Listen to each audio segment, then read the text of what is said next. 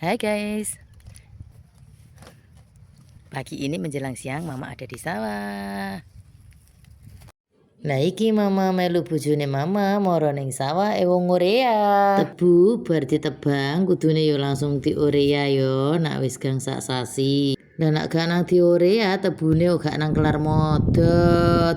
Yo ngene iki dadi wong tani ku. Yo mbek kangelan ning sawah wong urea. Lah sakjane yo ora diorea dhewe yo kenek.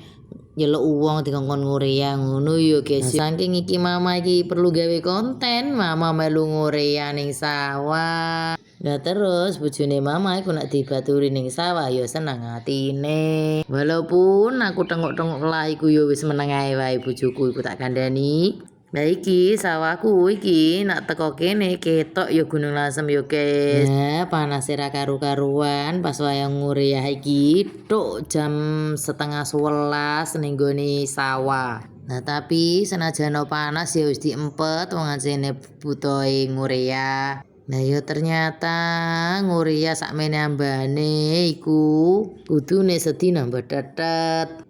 Nah ngene iki wis rasane panas ra karu-karuan. Mergo mama iku gak kulino kerja ning sawah. Dadi ngene iki ning sawah yo krasa panasen ra karu-karuan. Lah tapi yo tetep semangat wong ancene tandurane ben mo seger ben mo nanggake modot. Lho guys, bojoku ku lho wis balik njupuk urean neh.